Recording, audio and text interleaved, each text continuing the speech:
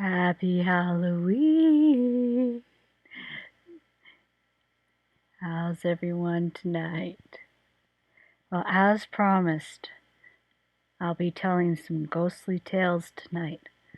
Real life memories of times that I experienced the paranormal.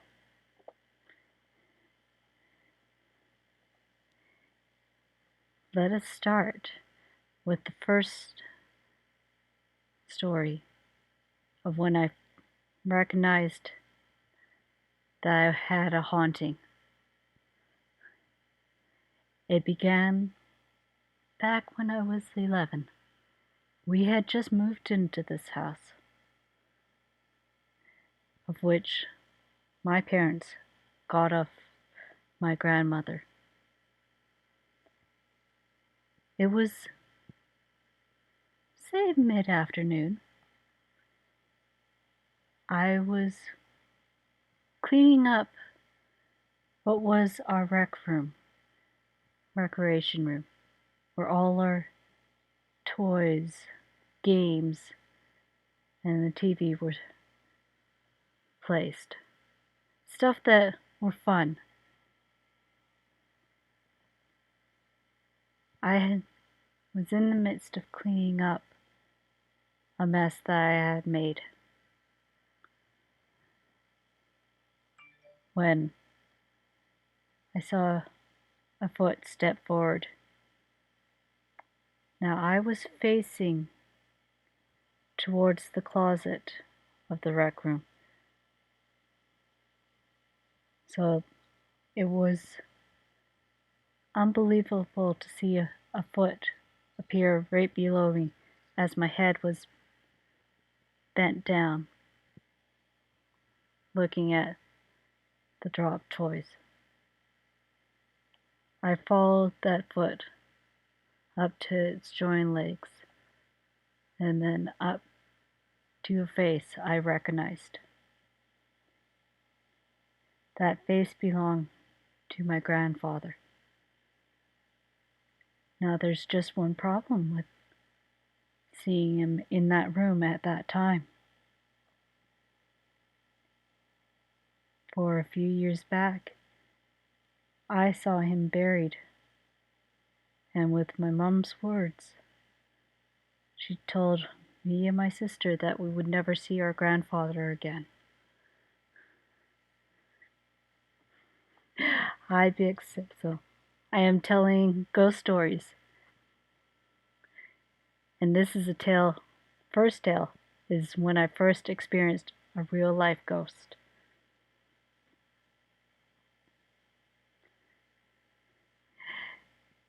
Now, since my grandfather had been long dead, I didn't expect him to see him right there in the rec room as I was cleaning up my toys.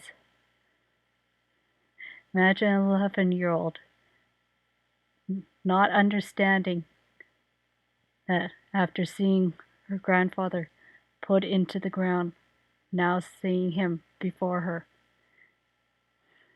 Needless to say, I was scared because I didn't understand what was happening. I quickly panicked and ran upstairs to my mom. Once she got me to calm down enough to speak, I told her what I had just seen. Luckily, with her comforting words, she said, "If that was really your grandfather, would he have any reason to hurt you? He was probably only checking up on you."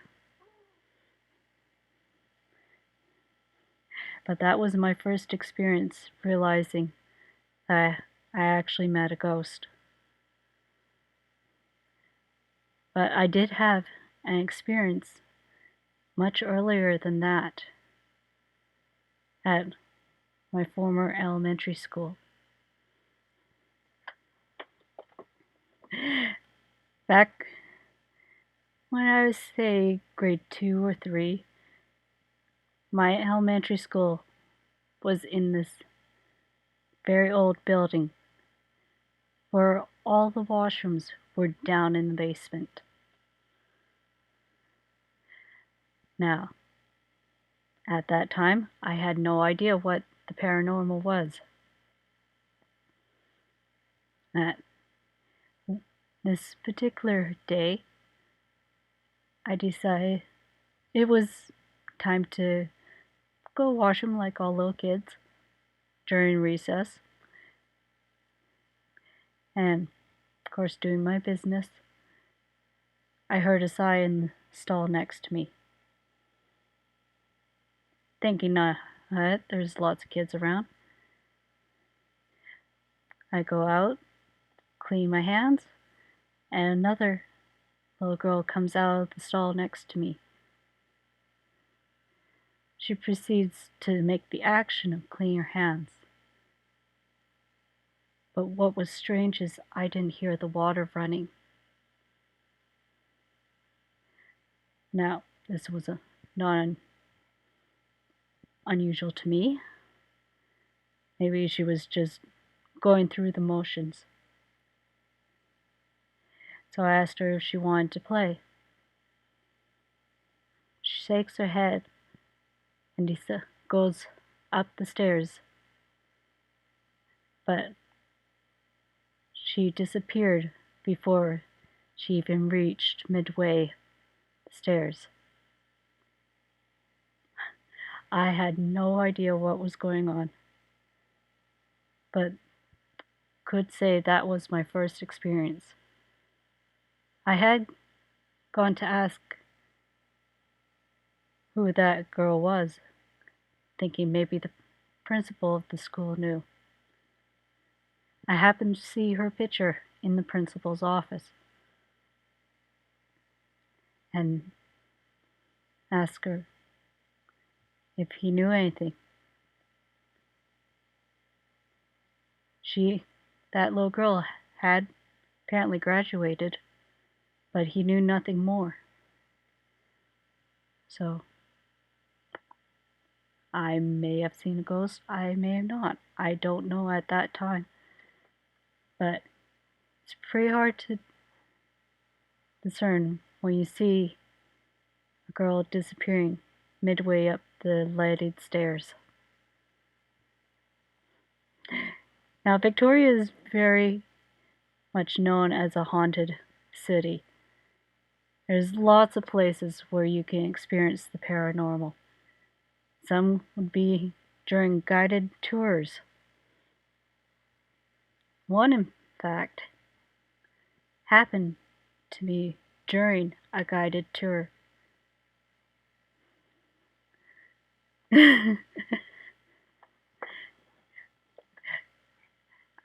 My friends and I, we were taking the Ghostly Walks tour in the inner harbor of Victoria. I was in my early teens, so I was in the mood of recording everything in my life via the video camera. Special events especially. Now, this walking tour had just started its trek, and the first stop was outside the miniature world on the newest wing of the Empress Hotel.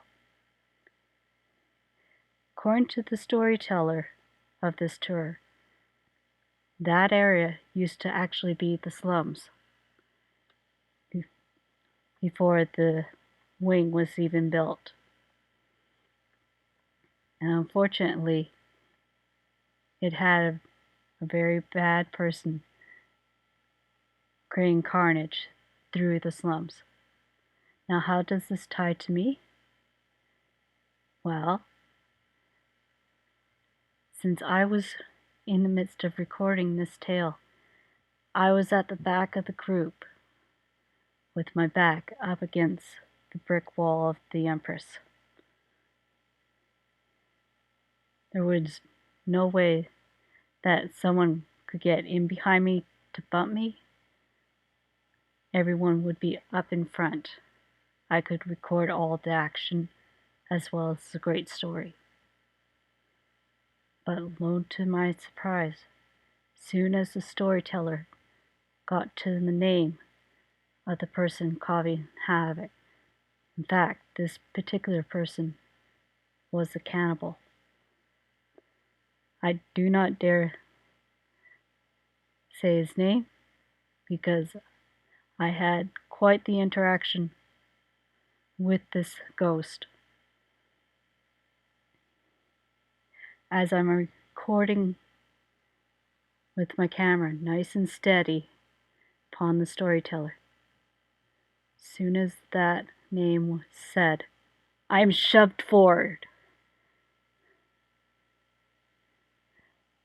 Taking my eyes off the lens of the camera, I look around. All the participants are in front of me.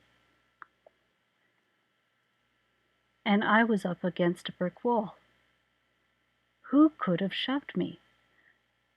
I did feel the hand right in the middle of my back, right in between the middle of my shoulder blades. So how was that possible?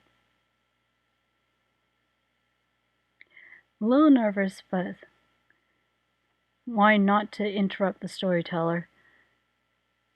I held breath until he indicated that it was time for the next stop in the tour.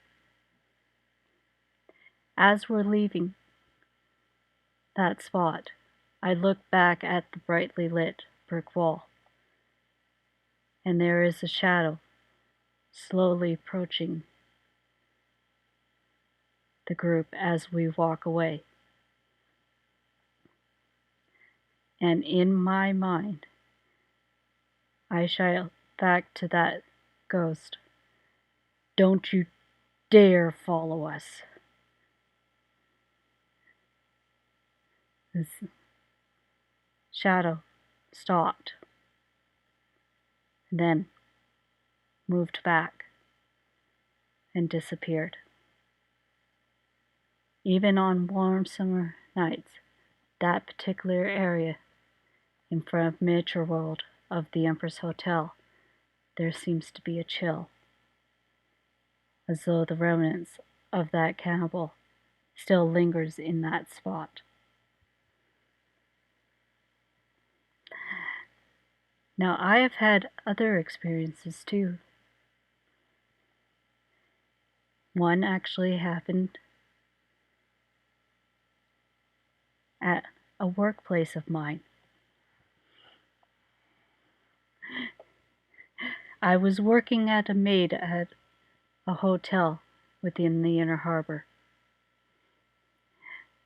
Now, the land of this hotel, there are 3 mansions as well as the big main hotel. Now, sure, one of the mansions definitely is documented as being haunted. But no one knows about the other 2 hauntings within the main hotel. I just happened to encounter them. And these entities are like night and day. Upon the 3rd floor of the main hotel, there is now a conference room. But back when I was working there, this conference room also doubled as a guest room and had a bed up in the loft area.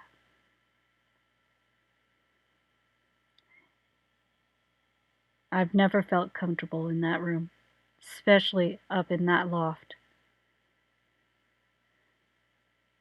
There's always one cold spot and no explanation for it. On occasion, I would see a shadow, even in that spot. Again, the lights are bright, especially in that area, but yet there is a shadow. I've checked the thermostat and the air vents to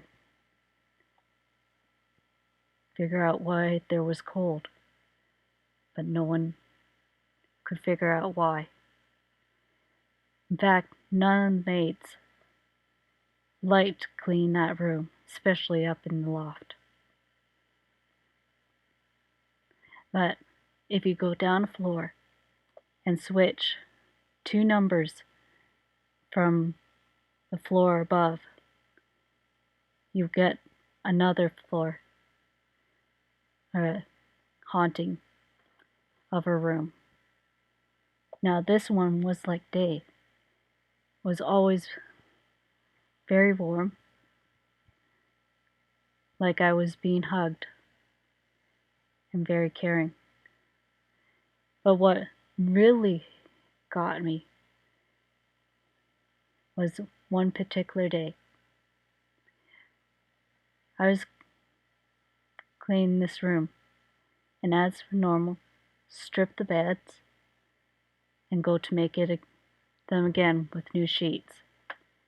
But to save my back, I sit, or kneel, with my legs along the floor, sweeping along the edge.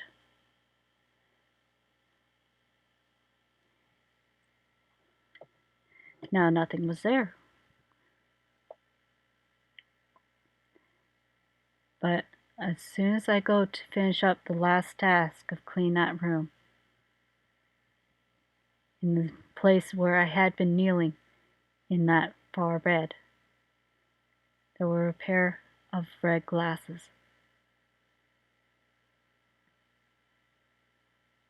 Now, some people say I may have missed it, but there was still heat upon those glasses, as though someone may have been wearing them.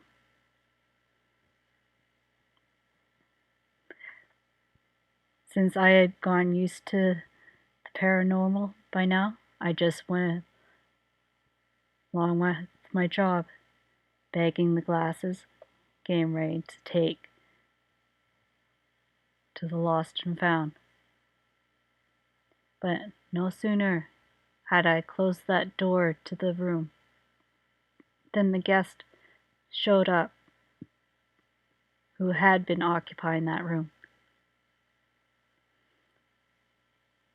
Once they asked about the glasses and correctly described them, I was free to hand them back. And as soon as I was handing them back, a little wind whipped through my hair. I was nowhere near a vent in that hallway of the Mayhem Hotel. But, and hadn't happened before, I think I just had a helpful spirit at that time. Now, the Pendray Tea House, upon that same property, which was known as the Gatsby Mansion back when I was working, is well documented to be haunted by the Pendray family, namely Mr. Pendray and his eldest son. And funny enough, I encountered one of them during my cleaning duties of the Pendray Tea House. In fact, they may not be the only ones haunting that building. My day started off normal with the cleaning duties, though because of the building that I was going to clean, there was no way to move my cleaning cart through the building, so I had to leave it outside. and take my little cleaning caddy up to the floors. Now, before I even enter the building, we are told to go through the kitchen so that not to let the guests see us enter. I step through the doorway and I hear a cat.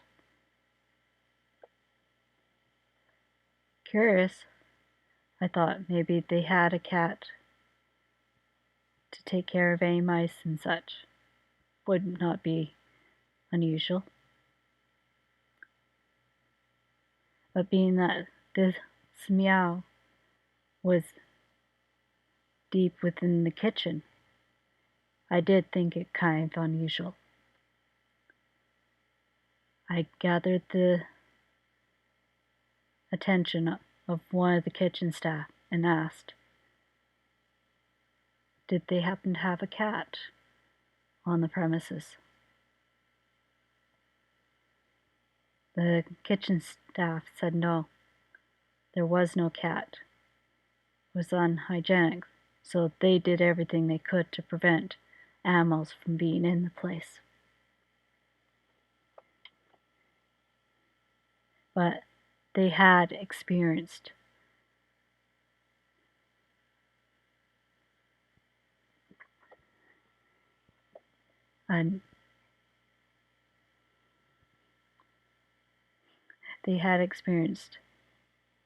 rustling of pots and pans when no one else had been in the kitchen and they were alone shutting down for the night.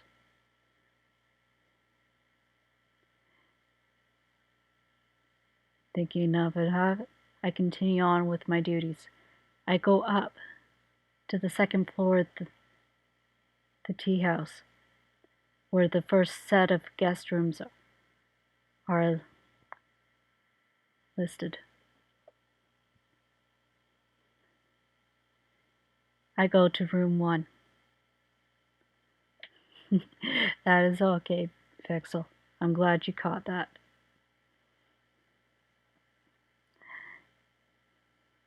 In room 1, I start my cleaning duties as normal, stripping the bed,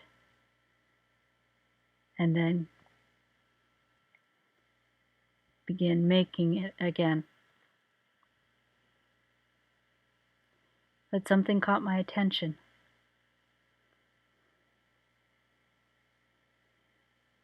Up above the headboard, I see a man looking down at me. Now, this isn't a portrait of a man, for there was a portrait of flowers above the bed. And this man was moving. He seemed to mouth what I was doing there. I said, I'm there to just clean the room and make it presentable again. He nods his head and then disappears. I later learned that the man I had saw was the eldest son of the Pelletry family, who had fortunately died an unusual death by beheading when he was riding in his cart. Apparently, the horse of the cart, got spooked by something and threw him out of the cart in front. And then the horse got spooked again and ran over him, the wheel of the cart decapitating his head. Now, he looked fine when I saw him, but it is a sad affair for someone to happen.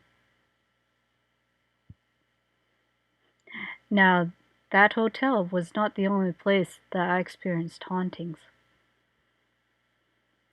In fact, out here in Sanchton at a gas station in the center of town. I experienced unusual things, and it wasn't just me. Let me tell you about the experience of my sister. It was late one night. My sister, like myself, was working as a cashier at this gas station and closing up for the night. Doors were locked, lights were turned off, except for the light within the office at the center of the building. She proceeded to do the counting of the cash, making sure everything was in accordance and doing the paperwork at the end of the day. When she hears a noise outside the window of the office, she looks up and sees a shadow go past. Now, because of the placement of this office, there's actually no way for a passing car's headlight to cause a shadow to hit that office door. And being that it was locked and she was the only one in the building, there's no one there to make the unusual noise either. Now, we had guessed at that time that it was probably the old fire chief, because the gas station is actually situated on the land that used to hold the fire station of the village before it was moved. But we suspect that the old fire chief was still making his rounds of the building. We also have assistants, what we call cash assistants, who had experienced unusual phenomena in that building. One particular assistant was upstairs doing the cleaning, and since she was highly sensitive to electrical energy, she was doing her absolute best to try and not cause any static electricity. But she was always getting a charge. And she could feel her energy draining, coming down. She never felt good in the upstairs. It wasn't until she came back down that she felt much better. And since then, that assistant would never go back upstairs to clean. As for me, my experiences were a little more dramatic and definitely visible to customers. But I suspect it may have been the former owner of the business that was haunting me at that time.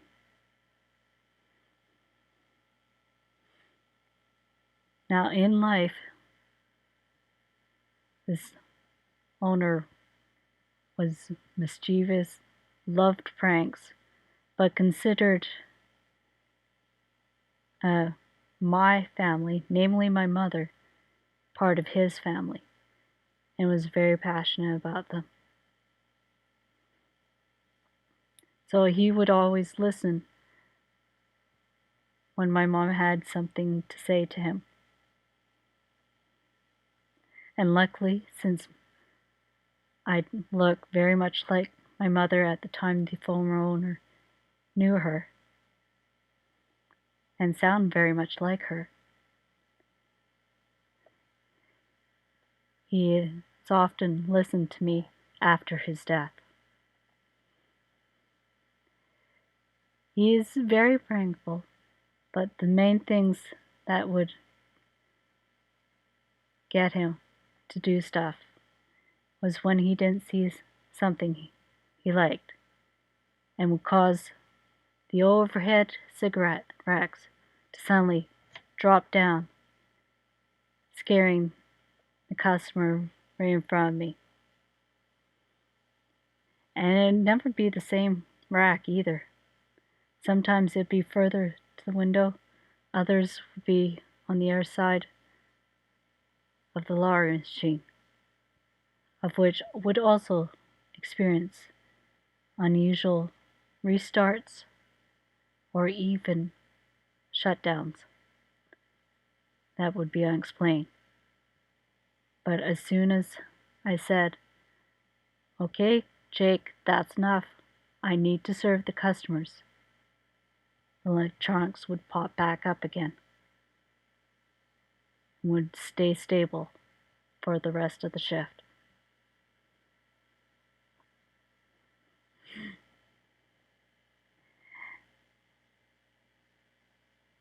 Now, of course, some of my hauntings was those that I went out looking for them. Here in Victoria, there's a group called Beyond Belief Paranormal Events. And during this season, they often host to members of the public an actual investigation of some place to determine what all ghosts are haunting there, and these are well-known places,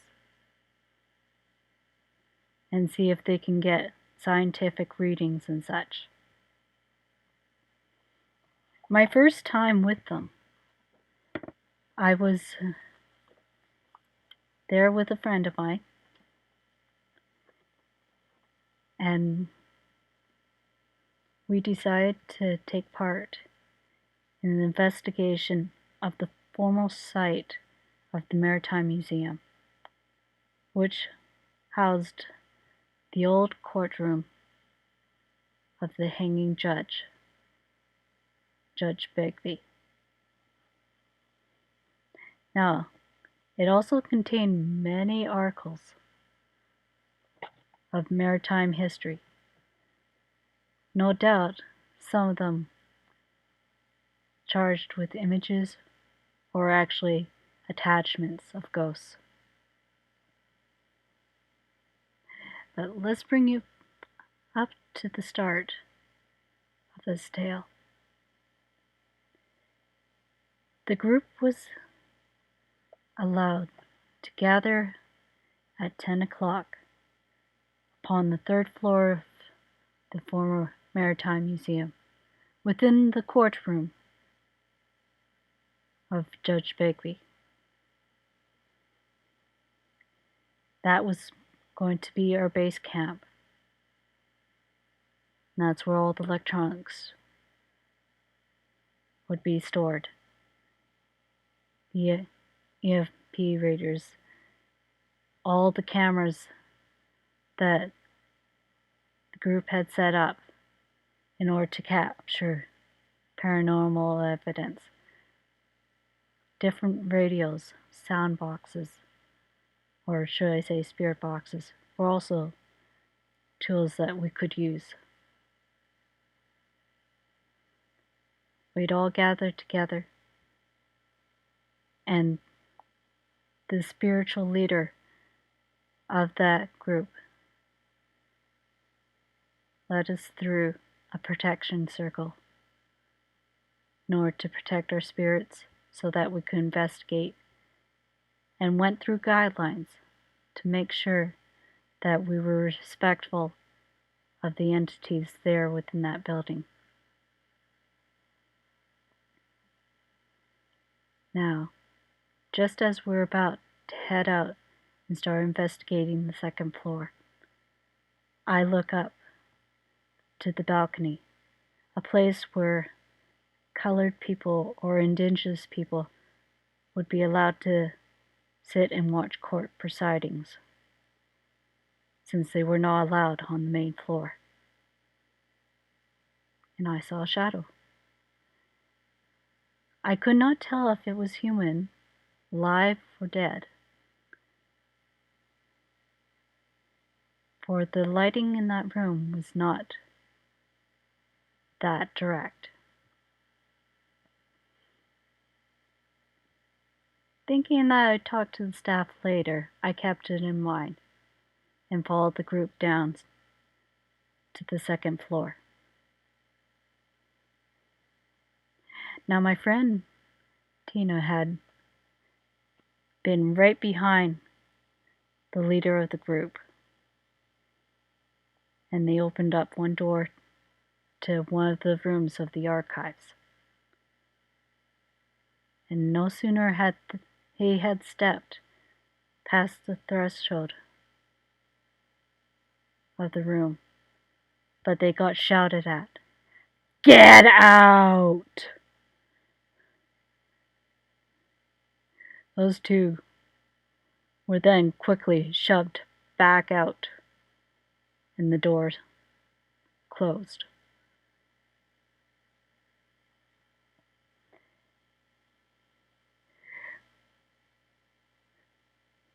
You could see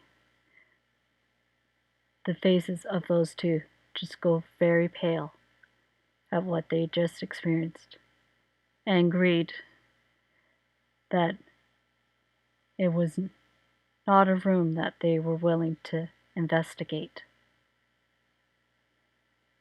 So we proceed to the next room of the archives. Now, it had been a long day for my friend Tina, for she had worked all day, and being that this event was going from 10 at night to 3 in the morning, she was also getting very tired.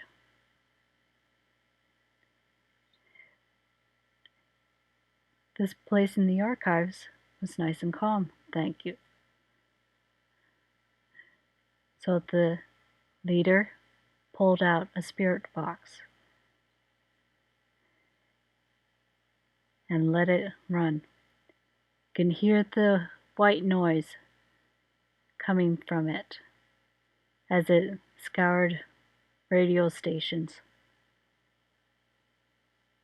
to pick up any sort of answer to questions that would be asked of the group. Each member of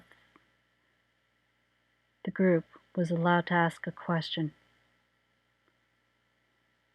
My friend Tina spotted a chair, but keeping in mind the investigation's words, when it came to her turn with the spirit box, she asked, "Can I sit in the chair?" Over the spirit box, words, "Yes, please rest," came loud and clear. Tina said her thanks and sat down in the chair, leaving the rest of the group pretty dumbfounded at what just happened.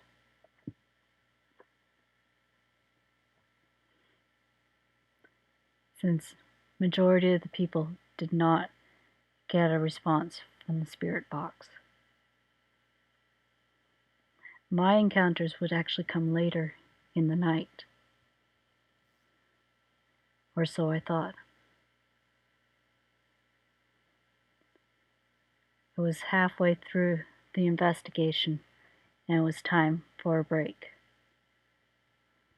Everyone goes back up to the home base, and staff serve out juice boxes and cookies to give everyone some energy to keep going through the rest of the night.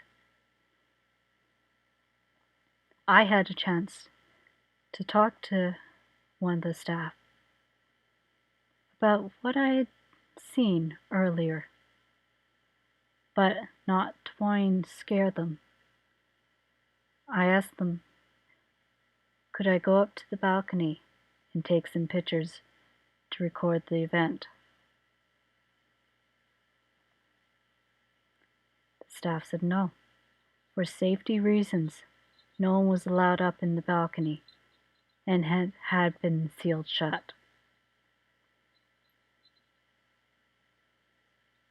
I asked, then who was up there earlier, as though they may have been playing with the camera? So they said no one. That camera had not been moved.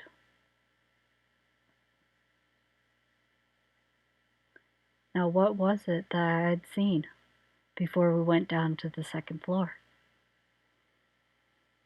Could have been Judge Baconfee himself, though I seem to think it might be highly unlikely. It could have been one of the May people of color or indigenous people, keeping an eye on the place as they had done times before. Now that is not the only thing that I saw that night. We went down to the first floor after our break and were encouraged to break off into smaller groups to explore. Encouraged to use our intuition and keep in mind what we may have seen. Tia and I decided to move to one particular display room that actually had an old trunk. And in behind the trunk, I saw a little girl. So strong was the impression that I was able to draw her down within this notebook and even come up with details like a possible name, age, where they may have been from, and even the color of their hair, eyes, and color of their dress. This was back in December of 2012, so long after Halloween. But yet, we still connected, and that little girl actually continued to follow me through that night. Came to the final experiment within the Maritime Museum, where we took an old water glass. I'll just use this as an indication.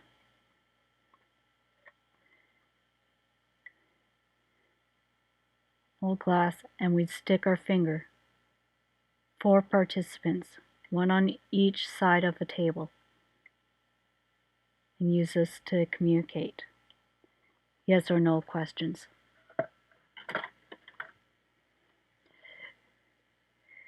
Of course, we had to determine who would be yes and who would be no. And that was up to the ghost's preference.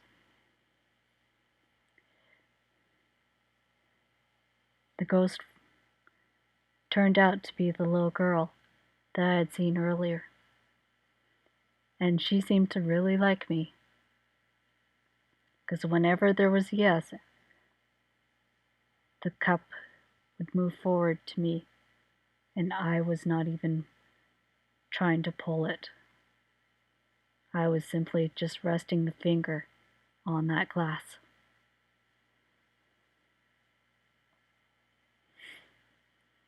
But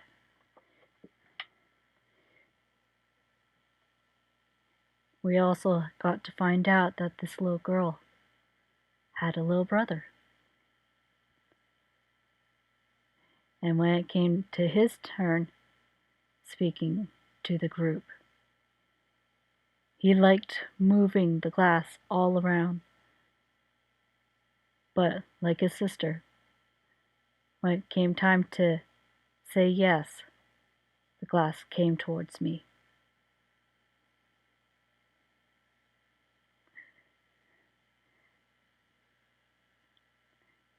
Now that may have been one night with beyond belief paranormal events. But I had gone with them a few other times too. The most interesting time was when we were investigating Fort Rod Hill.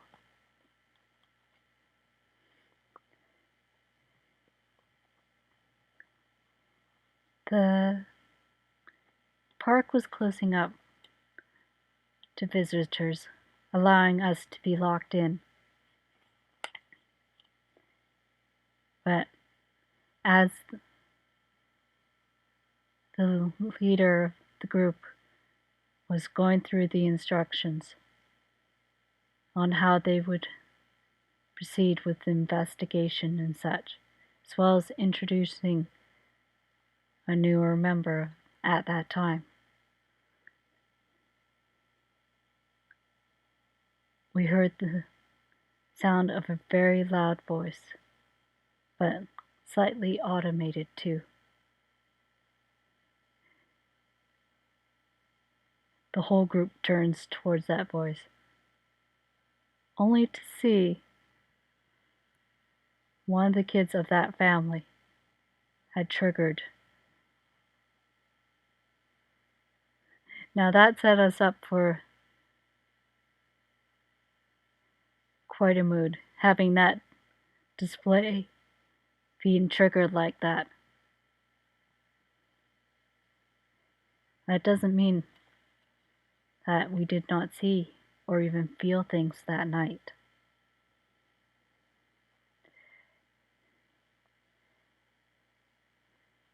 In fact, I managed to record a few things.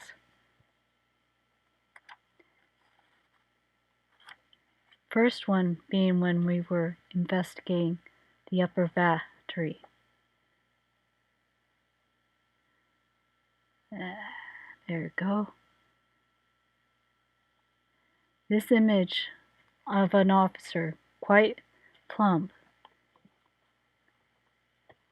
came to me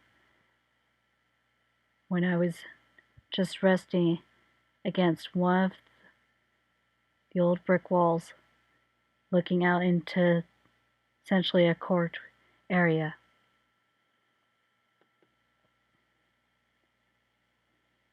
And I happened to see this heavy-set man walking past and disappearing. Luckily, I had gotten into the habit of carrying a notebook and pencil to record anything that I saw.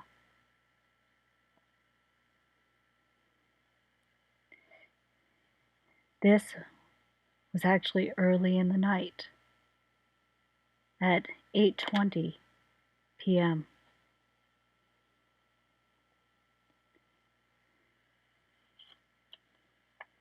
Then,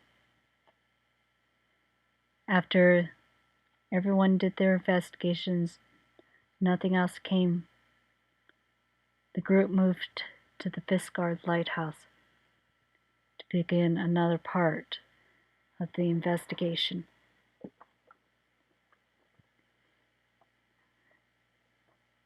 It was now 9:30, and we were at the top of the lighthouse. There is an old cane chair. Can't remember if it's up in the lighthouse or down in the main area. But I saw an old man appear. Looked like a fisherman to me at that time, with his salty hair and his cob pipe. It was as though I was seeing someone just relaxing for a moment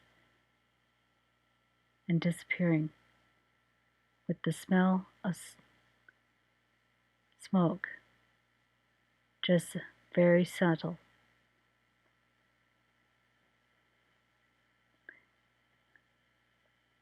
But probably the most interesting thing happened when we went to the Belmont Battery, one that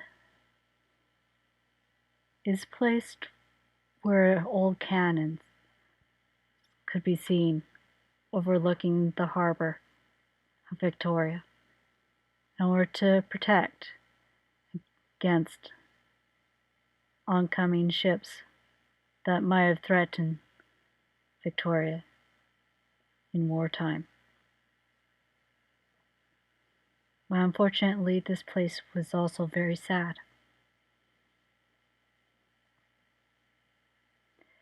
The leader of the group told us that one young soldier had decided that it was time to leave the earth. And as the investigator told us more about the story, I feel a rope surround my neck, with its knot right about here and going up against the side of my face. As the investigator talked, the rope seems to close in around my neck and starts cutting off my airway.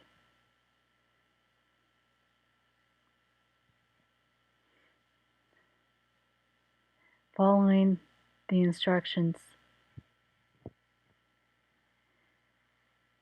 I told Spirit that it was time to move on. I keep trying to mentally push this person towards the light and get them to release me.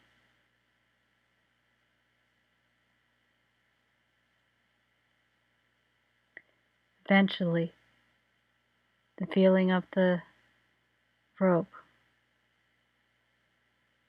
even as it pressed against my fingers, suddenly disappeared.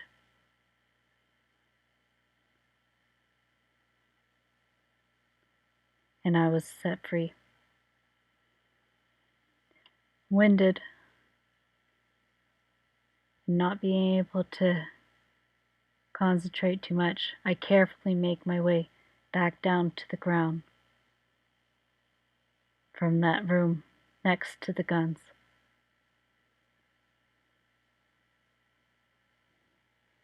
And luckily, I still had my wits with me.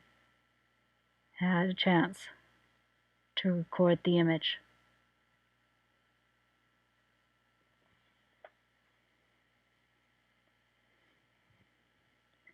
This was just after midnight.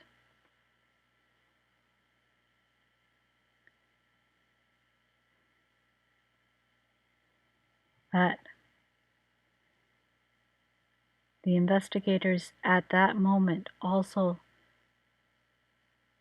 had connected with maybe the spirit in my direction where I was sitting, and had a spike go off right next to me.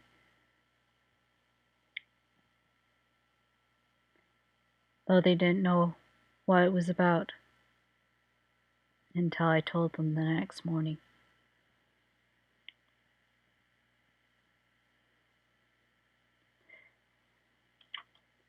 In fact, it was hard for me to say that I had been attacked at that time.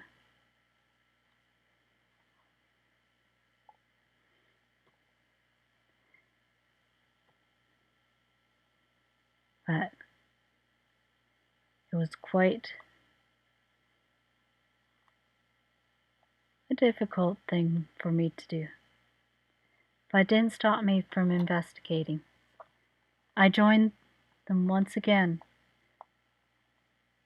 the group from Beyond Belief Paranormal Events, and we investigated Nuke Court, place where the Maritime Museum had moved to, and we did our investigation. May not be, there we go.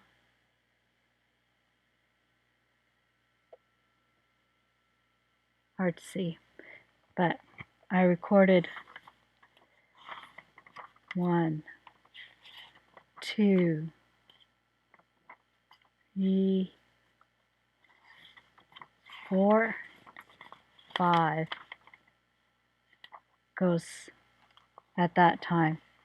It seemed as though whenever investigator came across a ghost, my pencil would hit the page and rapidly start drawing. And this was not picked up by me, but by the rest of the group watching me. They were kind of amazed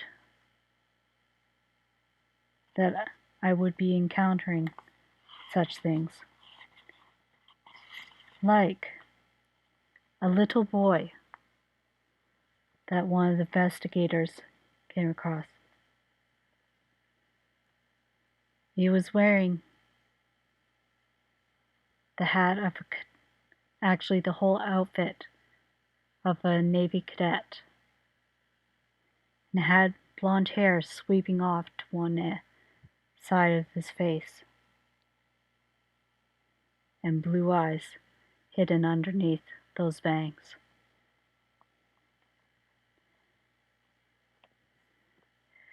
I met also a helpful spirit that encouraged me to sit down and rest, being that at that time I was walking with a cane. He was dressed up as though he was from the 1960s, you could say. His hair gelled back was jet black. He had the sleeves rolled up like you see in Grease, the movie Grease.